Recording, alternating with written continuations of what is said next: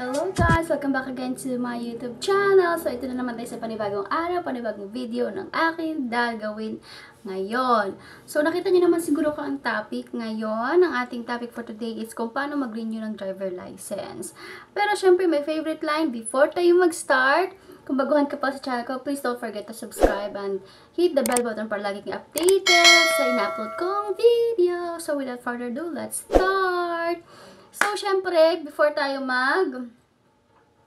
daldalan, gusto ko lang munang magpasalamat sa aking 4,464 na subscribers. Thank you so much, guys. Unti-unti na tayong lumalaki. Malapit na tayo mag 4,500 or mag 5,000 subscribers. Nakakatuwa. My gosh. Hindi ko akalain na kahit pa paano may magsusupport pa pala sa akin kahit na ganito tayo. Charot.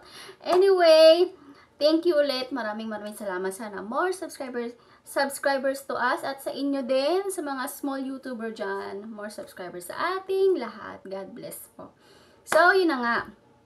Siyempre, ang first step sa pag-renew ng driver license, kailangan meron kayong portal kay LTO. So, tatalakayin natin niya kung paano gumawa ng portal kay LTO sa next video ko. So, dito, pag meron na kayo nitong portal kay LTO, mag-login lang kayo. Then, after nyo mag-login, punta kayo sa online validation exam. Diyan, mag-exam kayo.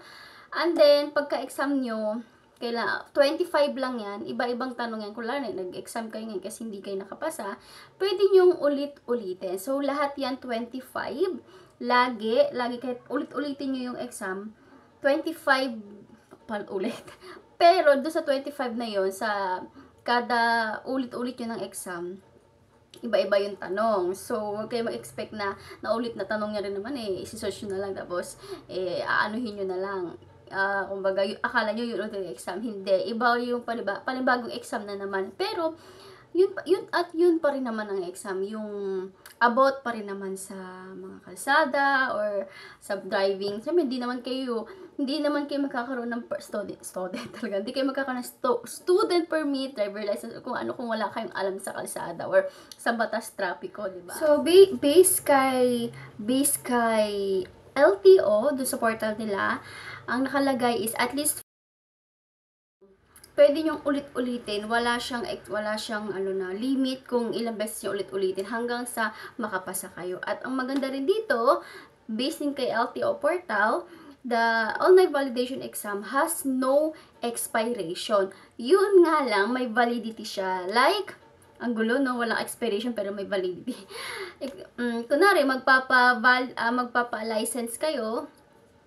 So, dapat, kung mag-exam kayo, 60 days before ma-expire yung license nyo, makapag-renew na kayo ng license. So, ibig sabihin, after na 60 days na hindi na valid, wala expiration pero hindi valid. So, magkaiba po yun. Siyempre, pag meron na kayo online validation exam, print out nyo. Kailangan ng print out na nakalagay passed.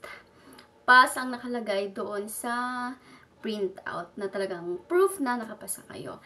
And then, step 2, kakabanggit ko lang, medical. Yun lang po. So, sa medical, nagkakahalaga lang naman yan ng 500 pesos. By the way, doon sa LTO portal, free sign up lang po yan. So, wala kayong babayaran. Ang babayaran nyo lang is yung pag-print out. So, kahit yung exam, wala kayong babayaran. Yung print out lang talaga. So, ang print out is nagkakahalaga ng 5 to 10 pesos. So, expect na natin 10 pesos yung print out. Or 5 pesos, expect natin 5 pesos ang printout. And then, the second one is yung medical.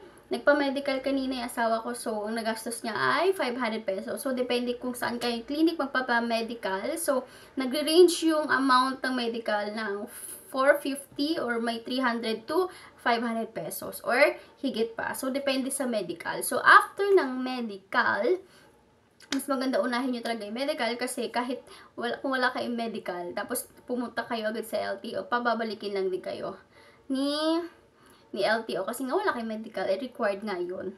So, after ng medical, at saka maganda unahin kasi mahaba ang pila sa medical kasi maraming nagpapamedical, hindi lang kayo, diba? So, after ng medical, doon na kayo kay LTO. So, diretso na kayo kay LTO, pila na kayo doon, pipila lang, tapos tatawagin na lang kayo.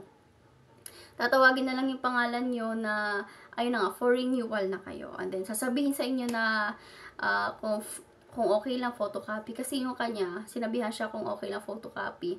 Kasi kahit hindi siya mag-okay, wala siya magagawa kasi nga photocopy ngayon. As of now pa lang naman. As of now, photocopy pa rin yung kay yung driver license na binibigay ni LTO. So, may ibang nagbibigay na plastic card. Ang swerte nyo, sana all, 'di ba? Kami photocopy pa rin yung driver license ng asawa ko. Pero, carry lang. So, pagkasabi nun, uupo kayo dun sa parang anuhan ng upuan nila, waiting area, tatawagin yung pangalan nyo. And then, pagkatawag, magbabayad na kayo ng worth 585 pesos. 585 pesos kung wala kayong penalty. Yung sa kanya wala siyang penalty at hindi rin expired. Expired na nung June pero hindi pa talaga siya expired kasi extended hanggang December 31, 2023 yung kanyang license dahil nga walang plastic card. So kung walang violation, walang expiration, hindi pa expired yung driver license mo, so expect ka ng 585 pesos. Pero depende pa rin sa LTO kung saan ka magpapa-renew. Kung saan ka paparenew, depende pa rin yung presyo nun sa LTO. So, kung sa amin, sa Imus Robinson, 585 pesos or more kasi depende nga. So, yun lang naman. After nun, pagka-pay nyo, babalik ulit kayo sa upuan, waiting ulit kayo. Depende sa process nyo kung paano yung process, ituturuan naman kayo doon kung tatawagin pa ba kayo or iisang step na. Pero yung sa kanya kasi after magbayad, pinaupo na naman siya after na upo, tatawagin na naman. Pagkatawag sa kanya, ayun na, pinictura na siya, then, ayun na, binigay na agad yung driver license, then, yun lang. Ang haba guys, and I hope ay natutunan kayo. Please, ulitin ko, please don't forget to subscribe, and hit the bell button para lagi kayo updated sa in-upload kong video, and like yun na rin yung video. Thank you so much, bye!